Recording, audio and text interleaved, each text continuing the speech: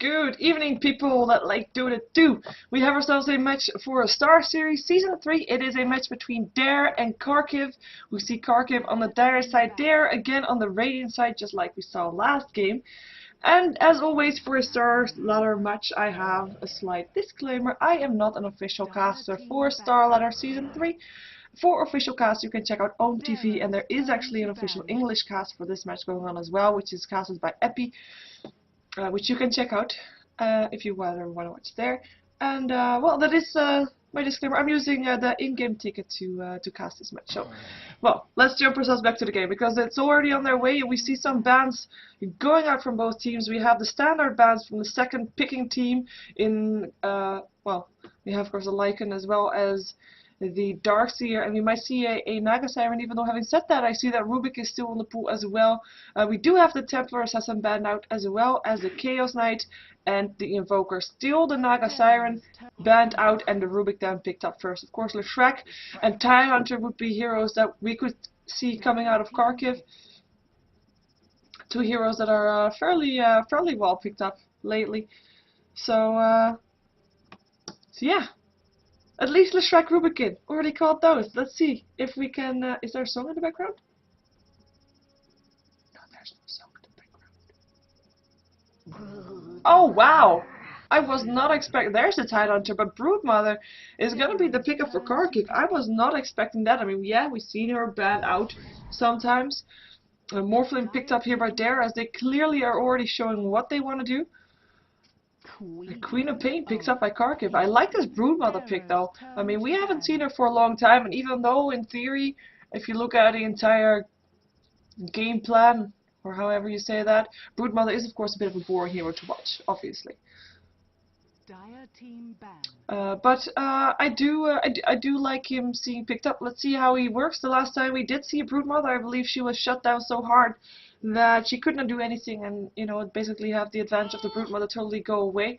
And we have got the Queen of Pain for some mid-game terror coming off from Kharkiv, and we have of course Morphling as a late game for Dare, as well as Teamfight for mid-game. It's going to be the typical 4+1 for Dare, with the Morphling being the one farming on the side, sometimes popping in teamfights if they can, but of course it's going to be the other 4 that are supposed to be keeping the attention of Kharkiv on them and letting Morphling free farm. We have a Brewmaster ban out, as well as a Venomancer coming up from Dare, and we have a Windrunner ban out coming up from Kharkiv, because they know that Dare still needs solo lanes, so they ban out the Bounty Hunter as well. So let's see what Dare is gonna do with their lanes, especially. I mean, we can expect Broodmother probably to be solo against that. Tidehunter to be solo against that Broodmother. Rubik could be solo mid as well. Could also potentially be a support for the Morphling, but that will all be clear to us later on. And I have to just point out that these two teams are picking their heroes very fast. They are really not wasting any time whatsoever. And well, this is actually the first time that they're taking so long to pick something, apart from the Broodmother. Kharkiv thought about the Broodmother as well. But this is the first time that one of the teams is going to go into bonus time.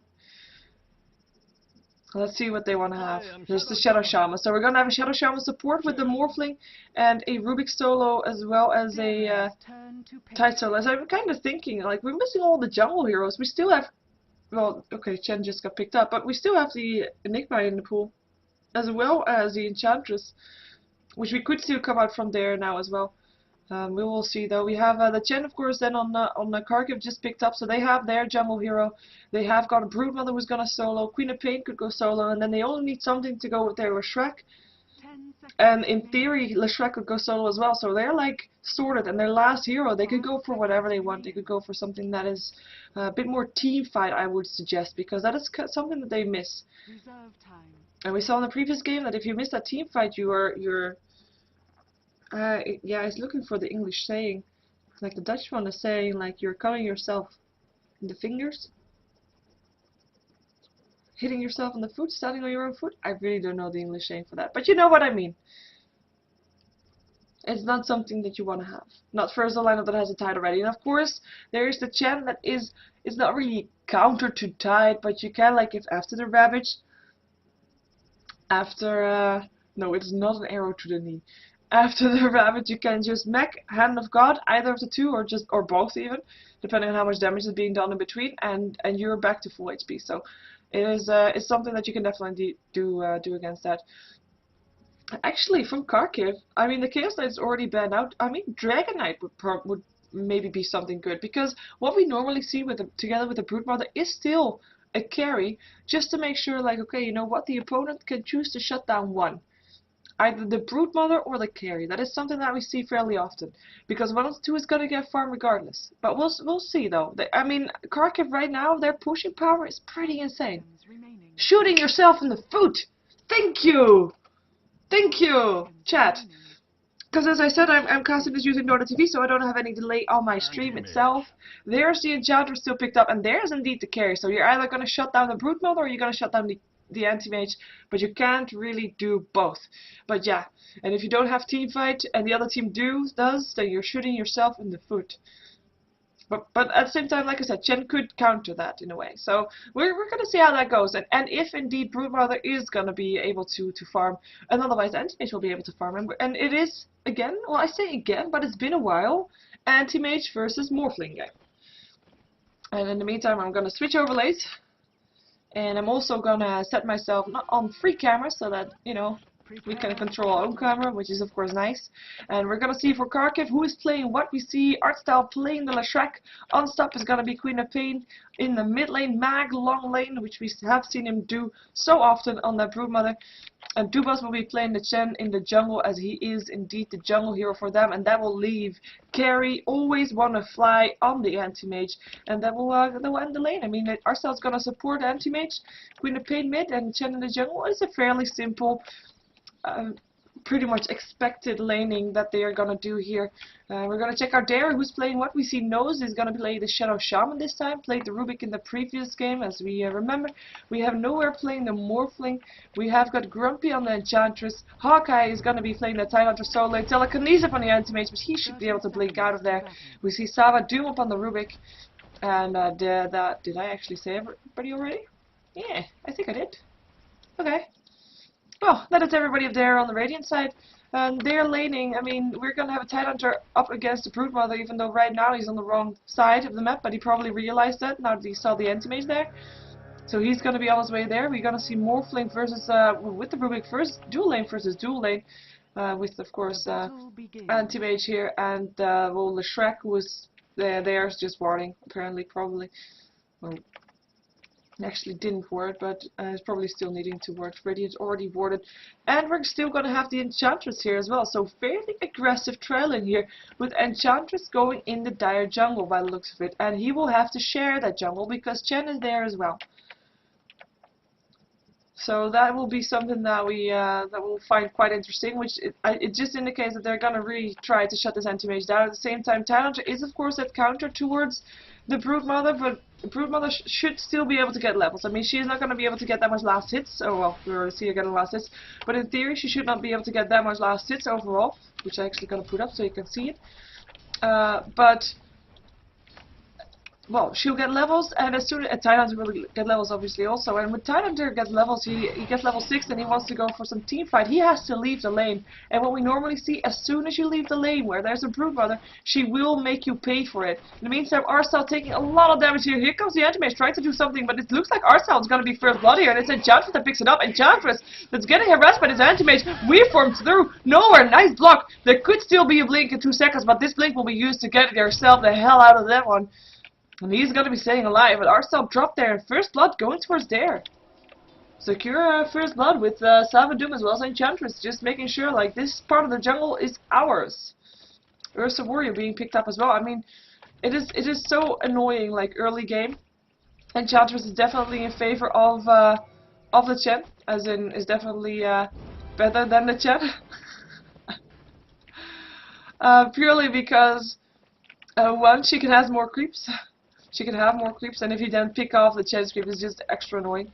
And two, she can just, like it's just us, she can just be aggressive a lot more faster than the Chen can, purely because of that fact that she can have more creeps. As soon as it's level 6 though, Chen will be definitely more useful than the Enchantress overall because of that Hand of God. And we'll see how it goes then. In the meantime, these two, I'm kind of inclined not to look at these two, because This is the line. Well, having said that, Broodmother taking a lot of harassment here. Still only has 2 tangos, so I'll have to use them also. But in theory, nobody should die here for now. And this is the lane that we have to. I'm sticking here around here now because this is looking quite dangerous for this Broodmother actually, with the Hawkeye still having that much mana. But we have seen this lane before, and it is just a lane that doesn't give much excitement. Although I'm still sticking around, but this because Meg is just taking some damage here. Hawkeye looking to do another Anchor Smash, but actually stopped it. Want to save his mana. I mean, he now has a combination of Anchor Smash and Gush, and maybe he just wants to save that. In the meantime, it is the Broodmother that's already back up to almost full HP using the 2 tangos that she had, and we are gonna have a pause coming up from there. And never mind. Okay, no pause. Okay, well, that was clear. That was very clear. In the meantime, we're going to check out this top lane because, of course, I mean, normally we see them on 2 different lanes, but right now we see Anti-Mage versus Morphling on the same lane. Morphling level 3, Anti-Mage level 3, Anti-Mage 5 last hits, and Morphling 16 last hits. Although, we have to take into account that when Anti-Mage gets his farm, when he gets a Battle Fury, he will be farming a lot faster than that Anti-Mage, that Morphling can. So, if the game lasts long enough, Anti-Mage will outfarm a Morphling. It will just depend on how much extra farm Morphling is getting at the start of this game. And I'm just gonna check back here again because I just Anchor Smash. So I'm being turned into a chicken. It is the mid lane where Shadow Shaman is having a lot of trouble. Your nose actually going down here. Queen of Pain picking him off. And this mid lane, we haven't really looked at it just yet. I mean, on stop we know that he is a mid player for Kharkiv, and we know that Nose is a mid player for Dare as well. We saw him in the Rubik in the previous game. But I was kind of expecting nobody to die just yet, and with that harassment Shadow Shaman can pull out. We have 18 last hits on the Queen of Pain, 18 for 6, and Shadow Shaman is 10 for 2. So Shadow Shaman definitely at the back foot there, and now also getting picked off. Definitely not having a happy mid lane anymore. But he is still getting levels, which is just very important for him, because as soon as he's level 6, we're going to see them trying to push on towers with those wards. Queen of Pain picked up a double Devilish Rune and has decided to go for the Tidehunter, and actually blinks over the forest just in case there was a ward there. He does not know that Queen of Pain is around here, but we do see him being extra careful because, you know, the mist is obviously cold, so he knows what to watch out for, even if he hasn't got a ward there. And yeah, those pilings are actually off the dire side, so that's nothing there either. We have Leshrek being level 3 in the meantime, and Chen being level 3 as well, as these two are still hanging around the top lane. Level 4 upon the Rubik, level 3 upon Enchanters. The reason I'm checking over these supports to see what level they are is, of course, they are very comparable in this sense, because they are just, so I'm being turned into a chicken, blink away from non-stop. But yeah, these two lanes are just very comparable, so that I find it very interesting to then just sometimes just check what the difference is between the levels, with Anti-Mage level 4, Morphling level 5, so Morphling definitely getting the better of that, even if the Anti-Mage is on a lane where I think, I mean, he looks to be now solo versus the Anti-Mage, experience-wise it is, but it looks like Dare is still hanging around a bit more than Kharkiv is around their carries, but we're gonna see how that's gonna turn out later on, I guess. Anti-Mage waiting to stack perhaps, pull rather. Use it with a body pull even. And Leshrek actually decided to start just jungling with the Chen purely because he cannot do anything else on the top lane.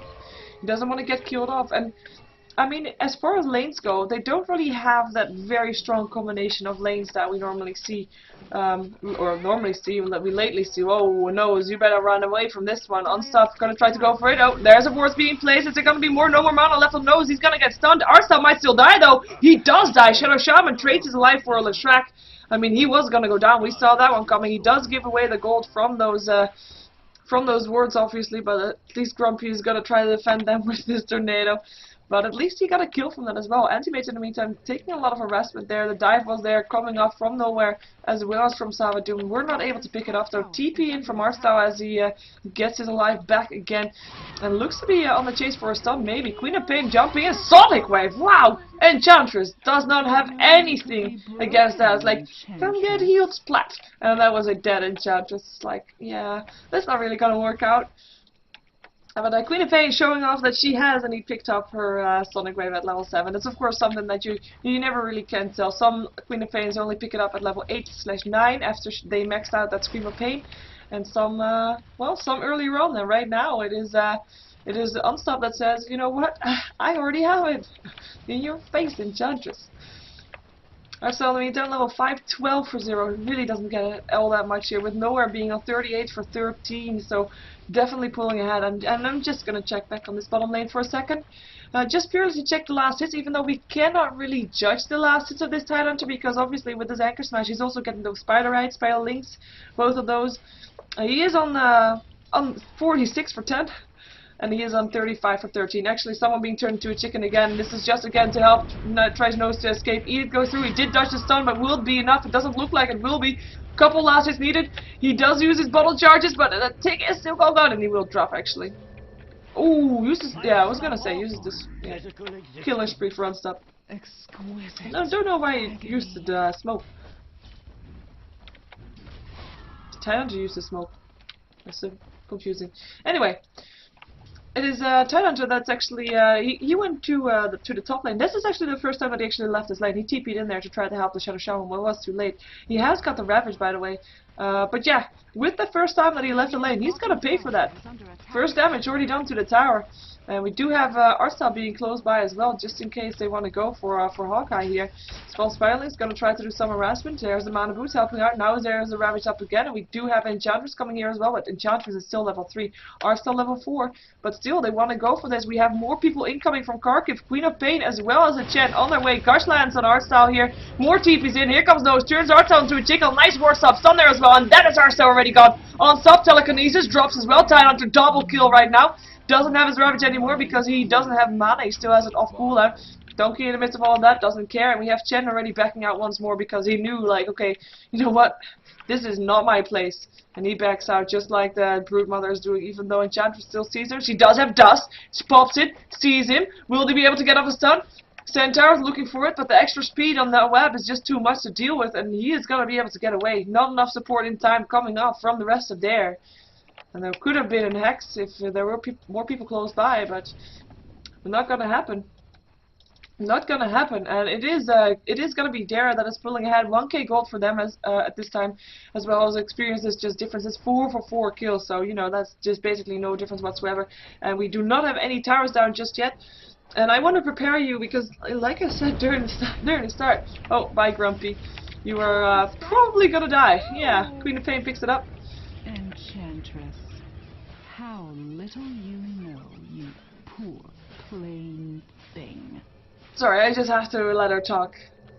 Just because it's entertaining. Ooh, look at those Spider Rides. Oh yeah, I was gonna put up the net worth because that is obviously way more, says way more now than anything else because of those Spider Rides. We do see the Morphling pulling ahead. Broodmother actually doing fairly well as well. Tidehunter still in the top 4 as well as the Queen of Pain. Just fairly even with Tidehunter only slightly behind. In the meantime, top lane, we're gonna have Always Wanna Fly. Turn into a chicken. Hex there as well. You cannot get away from this one. It's Shadow Shaman that picks the kill. Nicely set up gank, and with all those disables, Anti-Mage, you need a BKB. Or more HP to stay alive, although he's probably still gonna go for Battlefield, because what I wanted to say, oh hey, this is the first tower that's gonna go down. Grumpy is gonna try to get away. Oh, Sonic Wave.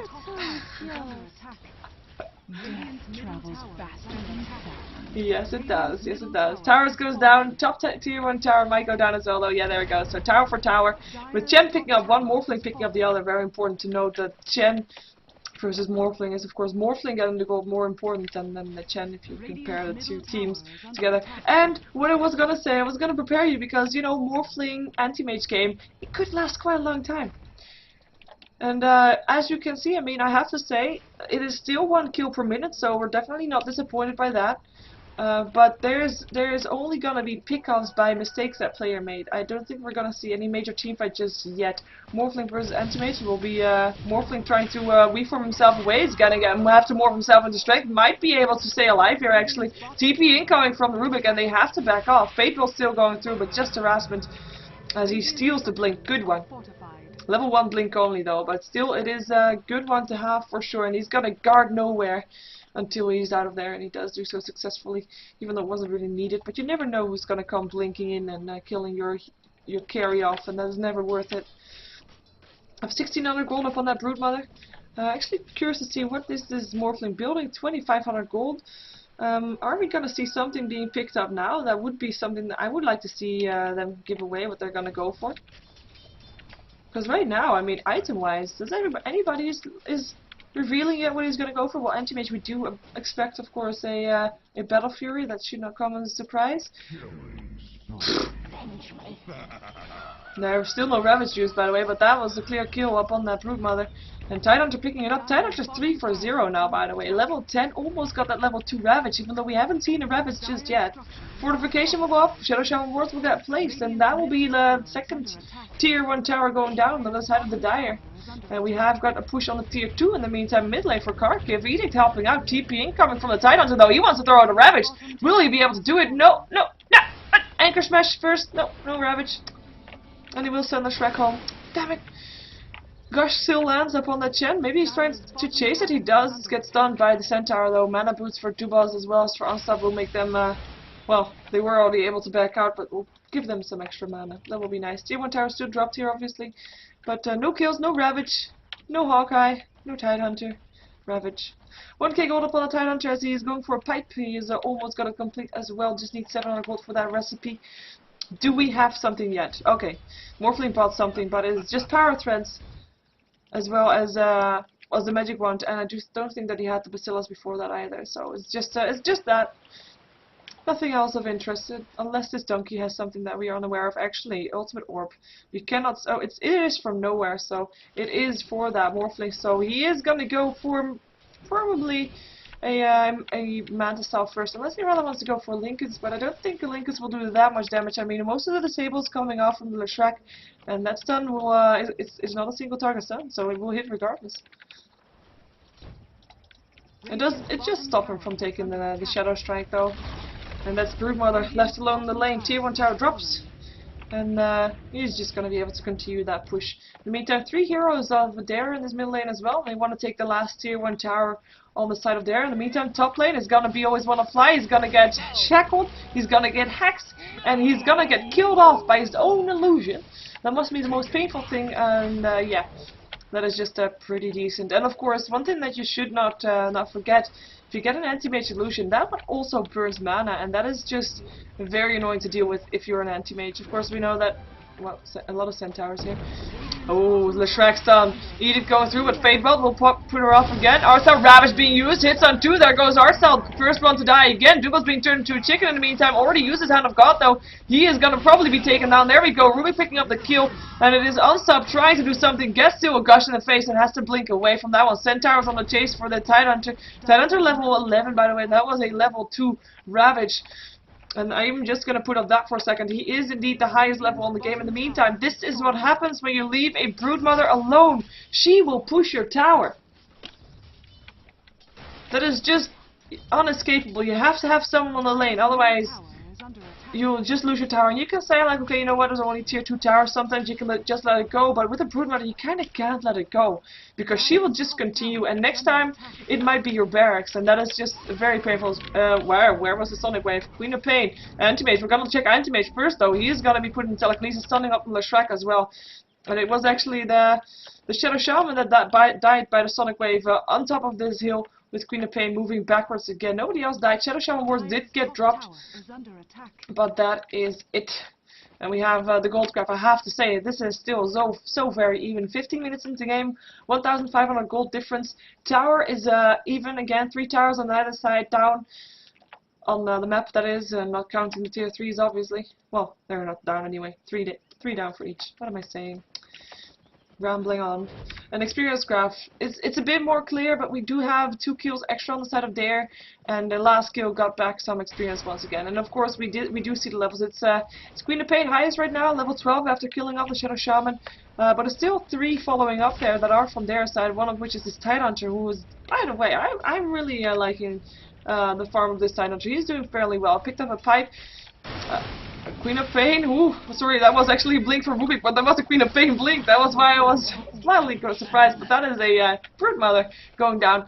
And there is actually 2 heroes that Rubik can steal the blinks from, and that is just so very dangerous. Like, Rubik's, you know how mobile they can be, and they usually go for them for Blink's daggers as well as Force Staff again, but Blink daggers, Force Staff, as well as a Blink Stone from an enemy hero, you're not going to be able to kill off Savadoom if he gets all that. In the meantime, he doesn't have that kind of farm just yet. I mean, he's got power threads. He was playing a support. He has not died yet a single time though. Has been in 6 out of the 10 kills so far, so definitely doing good there. Tylander TPing back to base. But yeah, it's definitely doing good, and with that mobility, I mean, he can also farm a bit more aggressive than he would normally do, purely because he is able to just blink away if someone goes at him. We do have Morphling going for Lincoln still on unlike what I was thinking, so that's gonna be that. Leshrac is gonna be able to go back to base. I was wondering why he was so low. Queen of Pain picked up an ultimate orb as well, and I do think she is gonna go for Lincoln's. Because there are a lot of single target disables coming up from there. There's of course the Shadow Shaman. There's with his hacks, and there's just a lot. Fate Bolt even gets stopped by Lincoln, so definitely a good item for her to go for. And they're on the chase. I mean, they feel like, okay, you know what, Lincoln's is about ready, and I feel like we are ready to fight. So either you team fight us and we ravage you. By the way, gem of true sight. Or we take your tower, and they take the tower. Because Kharkiv is not ready to fight yet. They need this anti-mage bigger, and that is the main difference that we see. An anti-mage actually goes for a Vanguard rather than for a Battle Fury. Knowing that the game might not last as long as he was hoping for. Telekinesis. There's the stun, there's the chicken, there's the shackle is going to be there as well, and he's dead. It's Rubik that picks up the kill. Easy kill on the anti-mage. And this is the main, what I was going to say, this is the main difference that we see between anti-mages and Morphling lineups. Morphling lineups are just easier or earlier ready to fight. Morphling needs less than the anti-mage. Of course, the anti-mage, when he gets up to speed, there is basically almost no stopping him. But until then, I mean, normally you see anti-mage big around 25/30 minutes, and right now we're at 20 minutes, and Morphling already says, you know what, I'm done, I'm ready. We have a Ravage. You can fight us if you want to, or your tier 3 tower is gonna die. And it looks like the choice is easy.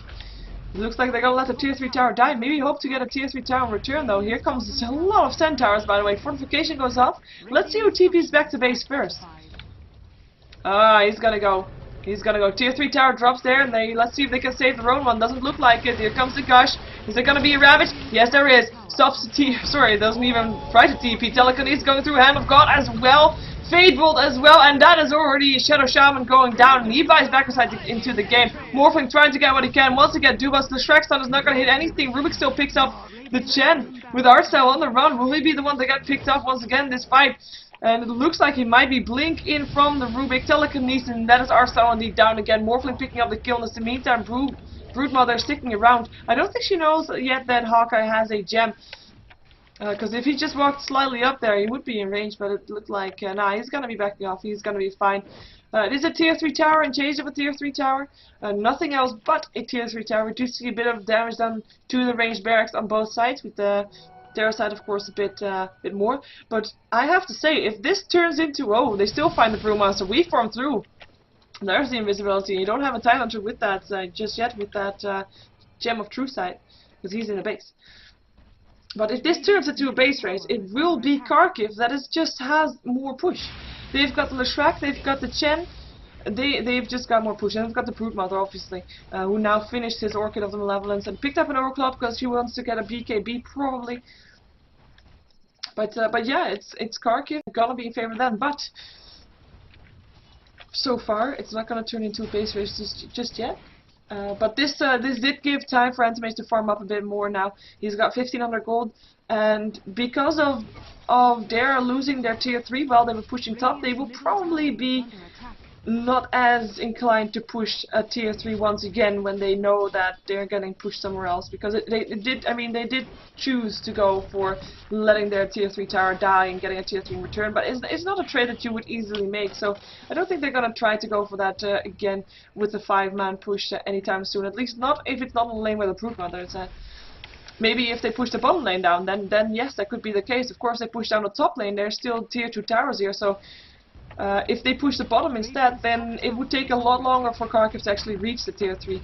Shadow Shaman killed off the Broodmother by himself, by the looks of it. Well, Enchantress coming to help out, but still, I'm quite impressed. I was not expecting him to be able to do that. But the ward was there, the hex was there, and the shackle was there, and there was no escaping. In the meantime, top lane, tier 1 tower goes down. Morphling tries to do something. Telekinesis up on the Chen. And what did he steal? He stole the Test of Faith, and he used it on the Chen instantly. TP out still from the anti-mage, but they get the Chen, and Savadoom dominating right now up on his Rubik. And he almost got, he has his mechanism complete actually, he's got 1500 gold, he's doing fine.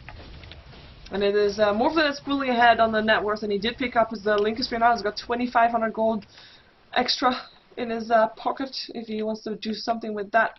We have Shadow Shaman going for the fairly typical build. If you have a Shadow Shaman mid, he's mostly going for Blink BKB, and he is now building towards the BKB. Of course, his mid lane was not as effective as you might want it to be, but then again, he was versus a Queen of Pain, which is never really all that easy. But BKB is going to be his item of choice. Tidehunter TPing out of this one, knowing that he would not get caught out if there is an anti-mage. Maybe he was expecting more to be there as well, and he has got, next to his pipe, he's got a gem. But other than that, he's not really picked up anything new apart from, I do think he had drums before, but that's not that big of an item. Every team needs their drums, which is a big item, is a Queen of Pain picking up Sad Vice. Because that is something that they just desperately need against that Morphling. They need to be able to turn those fights around, and for that to happen, you have to not have to deal with that Morphling. So hexing is the only way to go. We do have a attempt at gank set up. There will be more than just the Morphling there, though. Enchantress being here too. We have got the Shadow Strike first, knocking off the Lincoln Spear, and then the Hex. Nowhere is gonna be from out. Is morphing into strength and will be staying alive right there.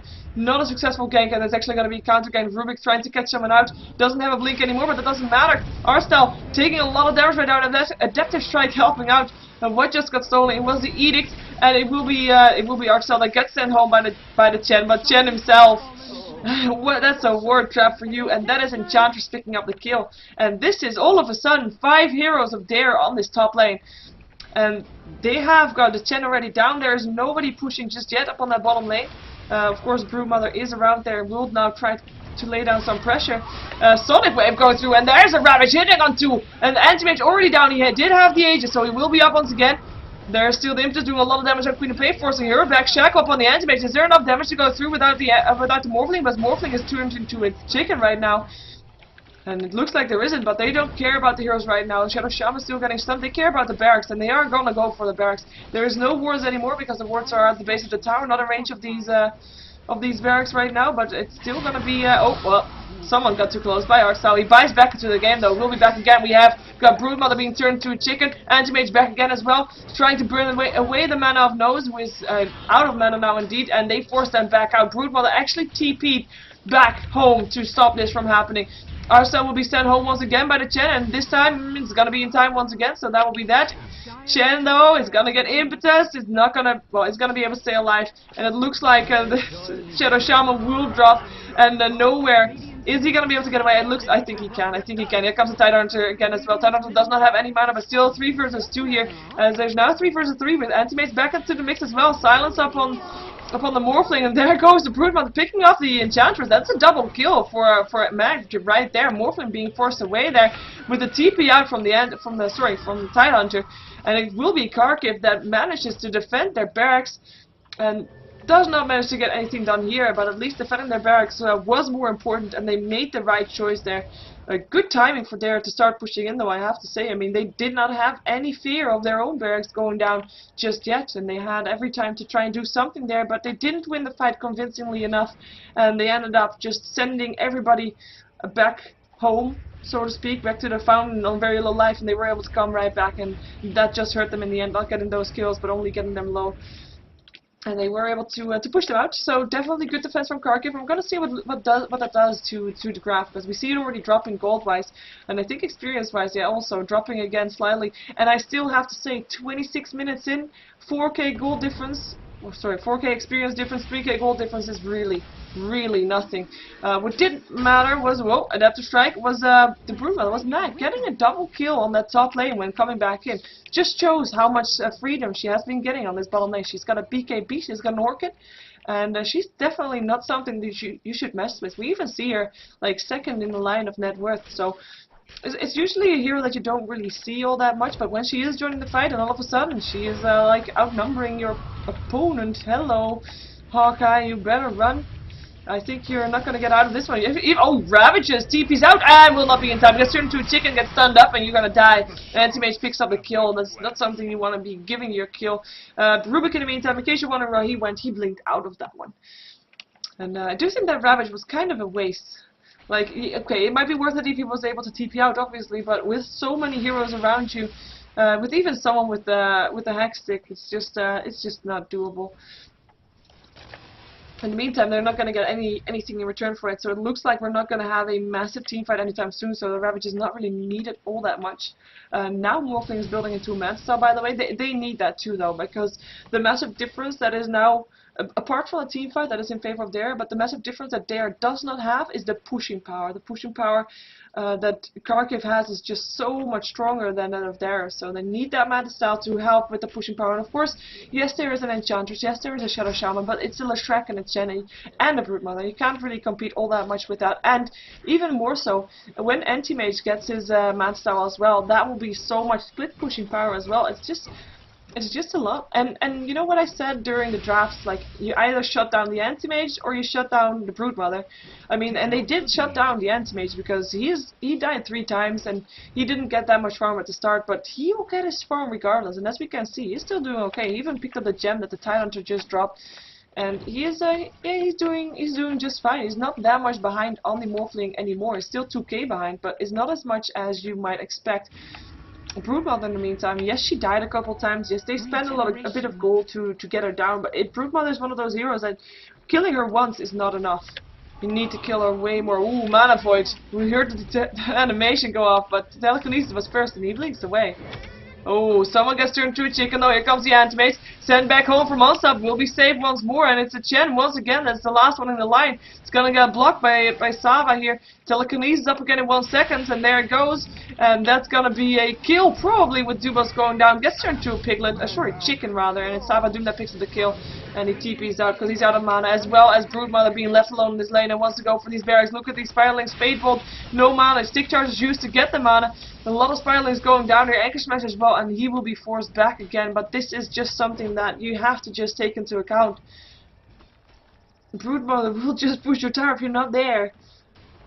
You have to be so careful. You have to be so very careful. So, yeah, well, they are careful, I have to say, but, nah.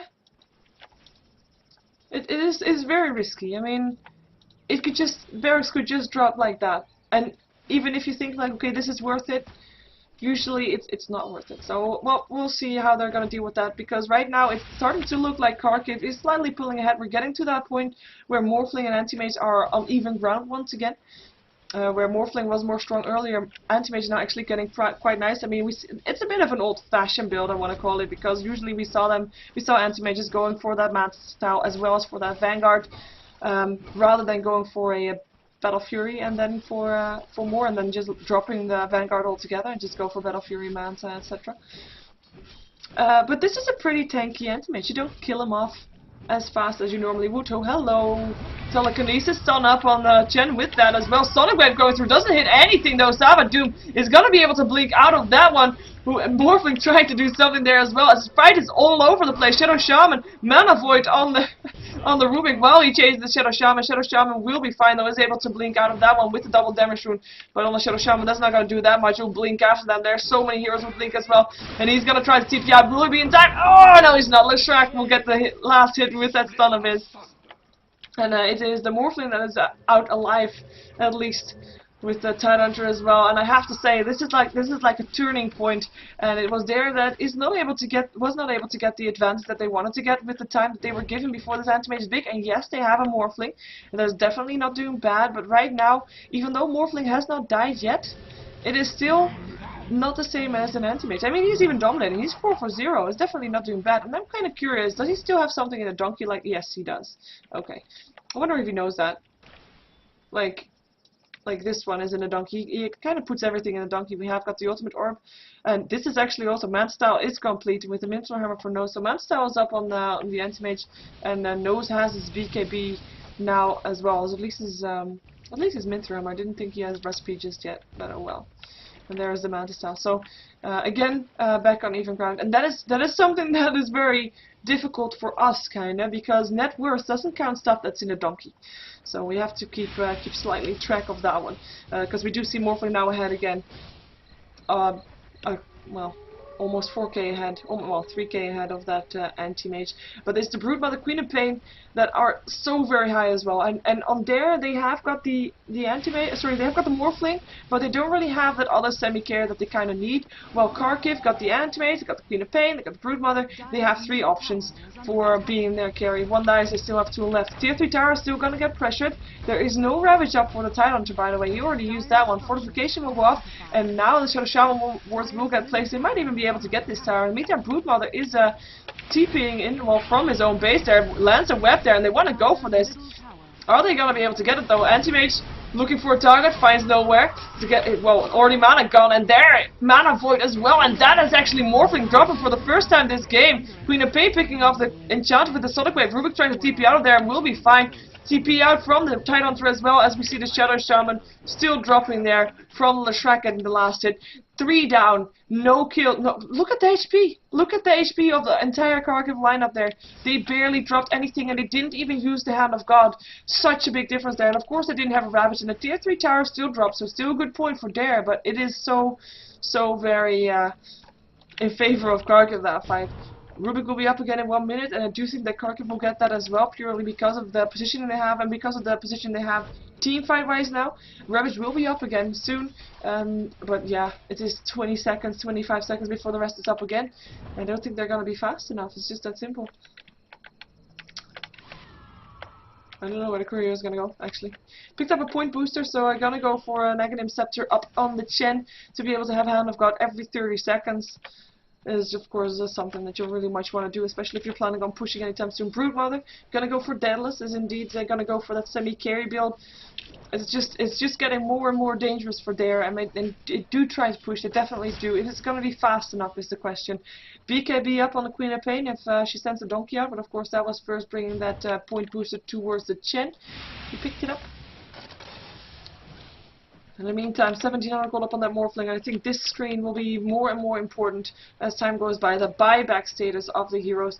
We see the Morphling now having buyback as well as the Enchantress, but for example, if Tidehunter dies before getting off his Ravage, he definitely should be buying back, because right now that team fight is what Dare is banking on. That team fight is what they have to get together in order to actually get a good fight going for themselves, because on raw power they're not getting it anymore. It's just the power of Kharkiv is getting too big. Ooh, Savadum looking for something, not gonna find it. Picked up a Ghost Scepter, by the way. I mean, a good item to have definitely against a Broodmother as well as against an Anti-Mage. Just a lot of physical damage. At the same time, you have to be really careful not to get found out by this Queen of Pain, because this is magical damage, and that's just extra painful with that Ghost Scepter. So if she finds you and you're in your Ghost Scepter, this is not really something that you want to see. Arcel on the support Leshrac also picked up a BKB in the meantime.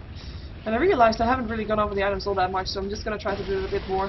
Last tier 2 tower in the game drops. Everybody on the dire, or every tower on the dire side was already down, apart from the last tier 1 tower. That's for a tier 3 tower that's still standing on the bottom lane, and of course the tier 4s, but yeah. And it looks like they might try to continue pushing, see how far they get. TP in from, TP back from the Queen of Pain, stop the bottom lane from pushing in, and they just leave the quick wave there, and then leave Enchantress to deal with that.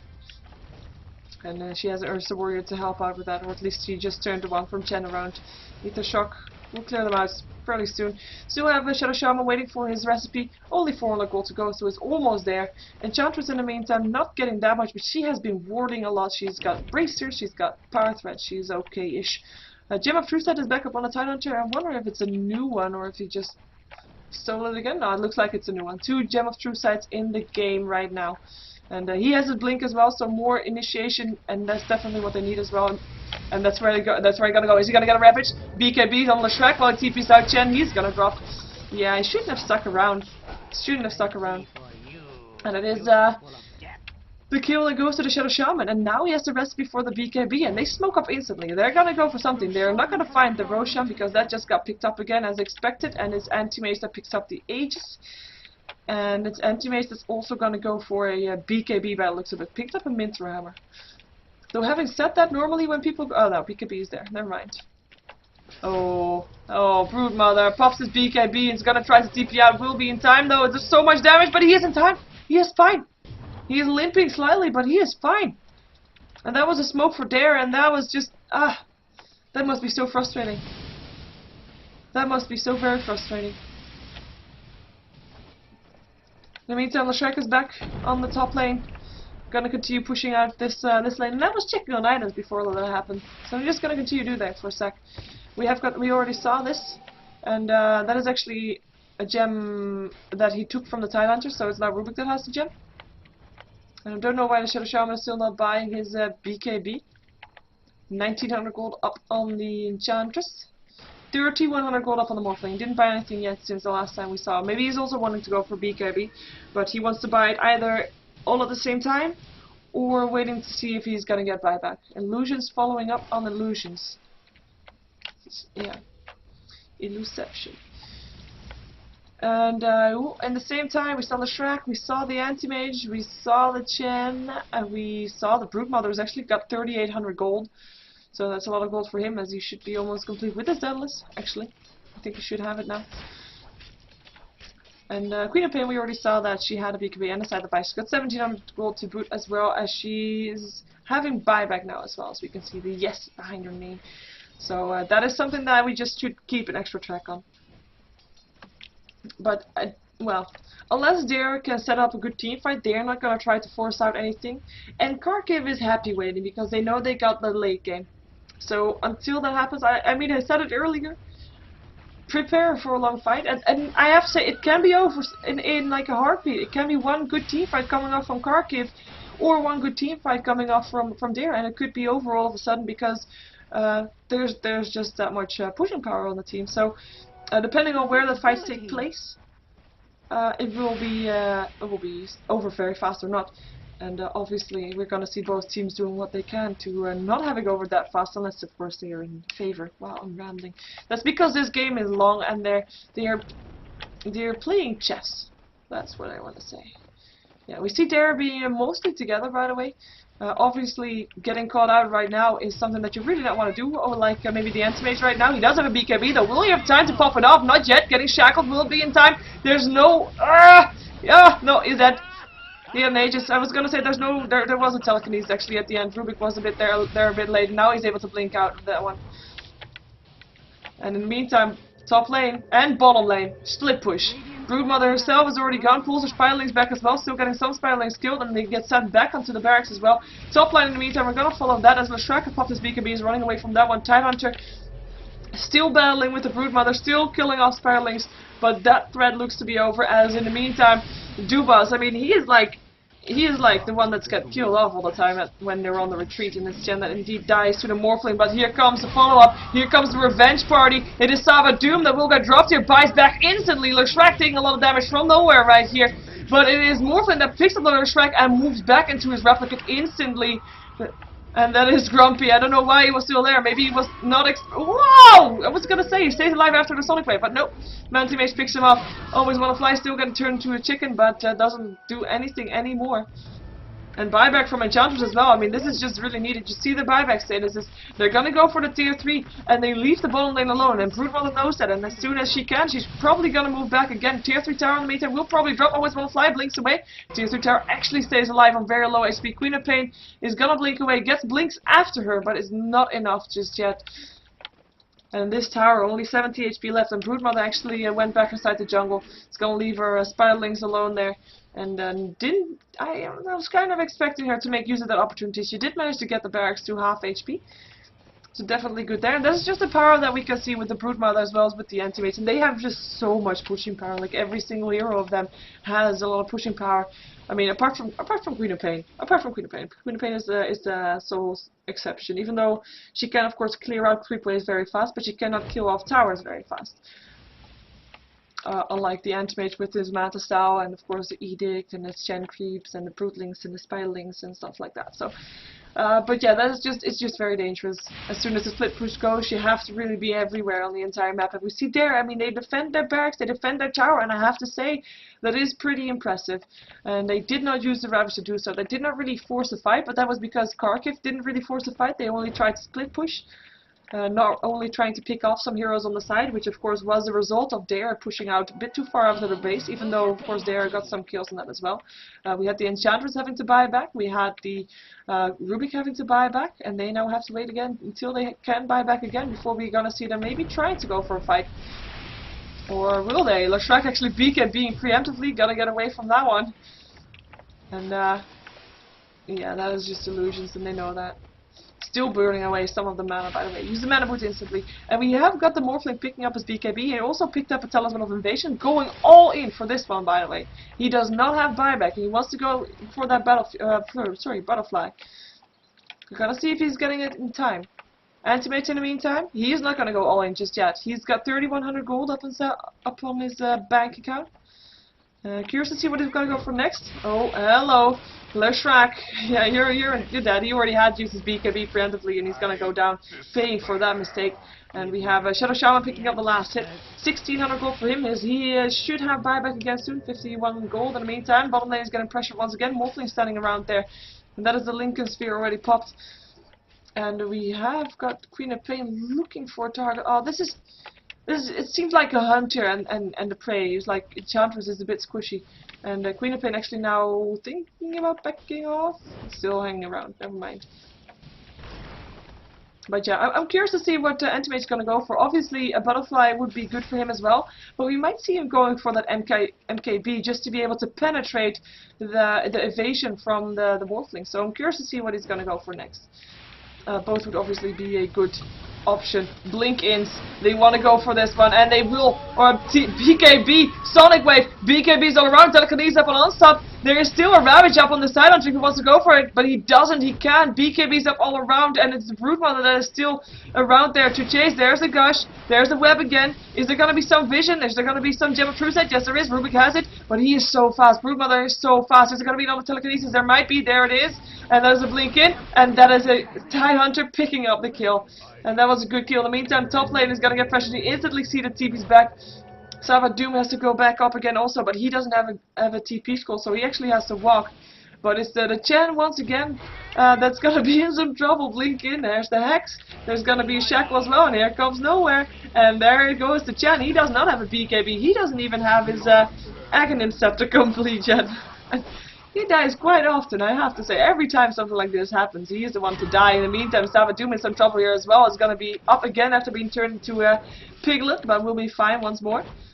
And Queen of Pain just has to blink out of that one. And Blink actually also again picked up by Doom, so having that extra mobility up on him. And he's going to go back to base to heal. And this is just going to go back and forth like the entire time. And it is now in favor of Kharkiv gold-wise. They have 6k right now. 10k experience gain, even though it drops back again due to the last 2 kills that of course we have seen Dare getting. And it's really gonna come down on captaining more than anything else. I say that, but at the same time I know that there's a lot more carry potential up on the Dire side. It will be a combination of both, I guess. Obviously, it's always a combination of both. Wow, I'm so smart. Sometimes. That was of course sarcasm, in case you were wondering. By the way, oh, that's an illusion. Yes, hello, illusion. It's gonna be fine. Oops. That's also an illusion of Queen of Pain. It's just. I really don't know what to think of this game anymore. Well, obviously it should be a typical Morphling anti-mage game, but it doesn't feel like that anymore. I mean, we don't have a Battle Fury, we don't have an anti-mage that is so overpowered. Middle lane on stop! Drops. Shadow Shaman picking up the kill. And that was just slightly over... well, I want to say overextension, but there are so many blink-ins and disables that you can't really call that overextension anymore, because everybody could be at you like in a heartbeat. I think we have a blink-in on the Tide, we have a blink on the Rubik, or we had one on the Rubik. And we have a Weave for Min, and we have a blink on the Shadow Shaman. So there's 4 people that are able to just roll in there and start doing stuff. At the same time, we of course got the anti-mage that can blink. He did pick up a butterfly, so it's going for the same item build as the Morphling is going, even though he's doing it faster than the Morphling, obviously. Even though Morphling is still further ahead with that net worth, he of course got a Lincoln Sphere, which the anti-mage does not have. But he is going for that for the butterfly, and he already has it even. And no MKB up on the Radiant side, which might cause them some issues. We see Tidehunter being burned away, all his mana already, has his Ravage on cooldown as well.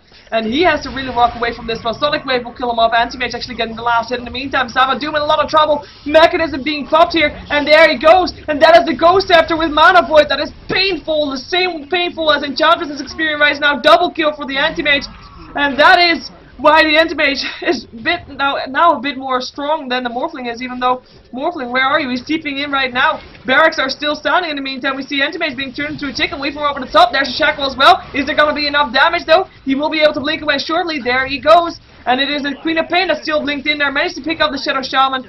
And the Broodmother now on the way out. Barracks are still standing though after this fight. And I have to say, this entire fight there was no Ravage because it is on cooldown.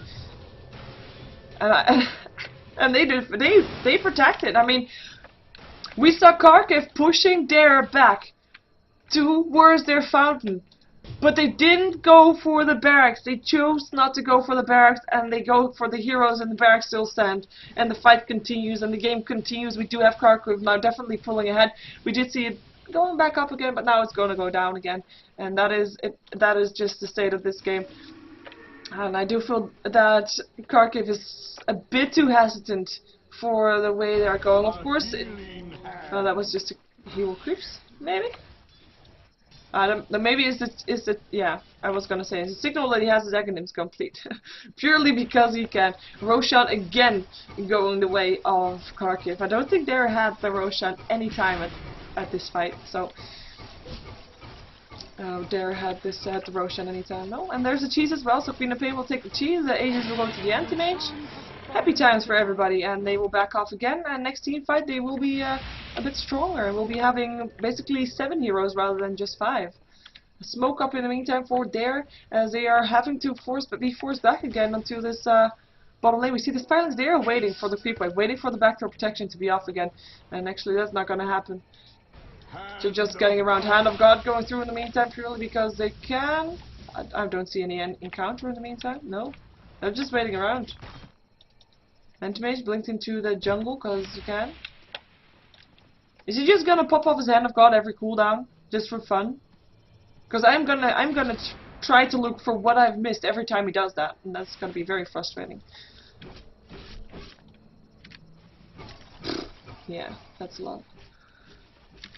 I'm gonna check back what it's getting levels. Level 23 and level 24. Highest 2 levels all both up on Dire, and we see just a clear difference. 4 versus 1. 3 versus 1, sorry.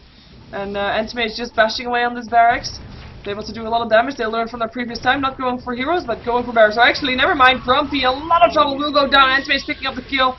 And Savadoom and Hawk are trying to do what they can. They have a Ravage up again, but the BKBs, he can't do it just yet. Has to wait until they're over. Shadow Strike going off on Rubik as he's being forced back. There's the Ravage, hits on 3, and it is the Broodmother that already goes down. Anti-Mage, he has the Aegis, so he should not worry. Blinks away from that one, blinking afterwards though.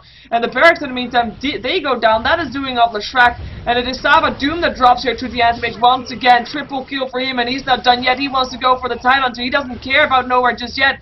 There is the Ultra kill, or at least Leshrac picks up that one, but most of the damage was done. But I always want to fly. Hand of God going through just to make sure that they can continue staying in the space, can continue clearing out the towers, and they will go for this tier 3 tower. Who cares that the tower is bashing up on you? You don't care, apparently. And it's Anti-Mage. It's the only one with buyback money, by the way. No buyback up on anybody of the Radiant side, and it's only the Morphling that's up, and he cannot do anything against this. He did pick up his Eagle Song, but he just doesn't have it. And the Edict will help out. It was Leshrac that stayed back earlier when the rest was fighting heroes. And there's again a Hand of God, tier 3 tower drops there as well, and this might as well be GG, I think, because it looks like that there's gonna be 3 barracks in this push in one go. Enchantress is here once again. He might choose to kill her off first, but there goes the barracks. Mega creeps are out. Dare is definitely, I don't see a GG just yet, but I want to call it for them because all lanes are pushed out towards their side. And we do see Kharkiv backing off again, surprisingly so, but there are no more barracks left on there, and they have only a very small window of opportunity to do this. Butterfly is completed up on the Morphling, but if they don't do something right now, these creeps will just overrun them, because Mega creeps are just nothing to mess with. They are very, very, very painful. But they are not calling GG just yet. I think they still want to fight. Maybe they want to go an all mid, all in push. If they're lucky. We have Blink picked up by Sabaduma, blinks in instantly. In the pain, telekinesis gets put into a hex, and there he goes. He will go down actually. Rubik picks up the kill. In the meantime though, creeps are gonna go. You have to leave someone behind, and I think it will be Enchantress that will be the target there, even though Enchantress isn't really the right target to do that with, because she's of course got only a single target damage, and you want someone that can have a bit more damage with like a Fade Bolt for example, or like a Wii Form for example, or an Anchor Smash, or Ether Shock. Anybody but the Enchantress. In the meantime, top lane is getting pressured. Arcel is just together with a bunch of Mega Creeps thinking, you know what, nobody can kill me. In the meantime, middle lane is getting pressured. The only one that's not there is, of course, the Morphling, who actually has an illusion here chasing down the Tidal Hunter, so he will be able to be there if needed. He's gonna have to fight this first, though. Arcel puffing his BKB, running away from this one is just nowhere, trying to chase away this creep wave. It's just, it needs so many hits, though, and if you see how powerful they are, even if a Morphling with a Butterfly, with the Man Style, with Link Sphere, with BKB, he can't even kill them in 4 hits. And it's just so painful. In the meantime, top lane, middle lane rather, is Broodmother that picks up the Shadow Shaman. Ravage being used, Hand of God going through though. Ravage doesn't mean that much. Then Pipe is up for the Radiant side. They're looking for a target, can't find it just yet. Antimate in the meantime is also looking for a target and finds it up on the, oh, hello Rapier. And finds it up on the Enchantress. Antimate though, yeah, there's the GG. I was gonna say, I'm gonna follow with his Antimate because he's gonna try to kill off nowhere. Let's see how far he's gonna get. Oh, he's gonna get pretty far actually. Oh, and they just stop for chat. That is the Ancient going down, by the way, and the reason I don't switch to the Ancient is because I am indeed looking at the game through Dota TV, so we just see Antimate and Morphling just hanging around there for a chat about the game, how it was an Antimate versus Morphling game, and it is the Antimate that takes a victory. Kharkiv wins over Dare in the StarLadder Season 3 match. And I have to say, 53 minutes, it's about as long as we were expecting it to be with a Morphling as well as an Anti-Mage. And it is Anti-Mage still that is the stronger one. Broodmother in the meantime also managed to pick up a Butterfly, by the way, as well as an MKB on the Queen of Pain, but they just got so much gold that the track on there was a bit hard to keep track of.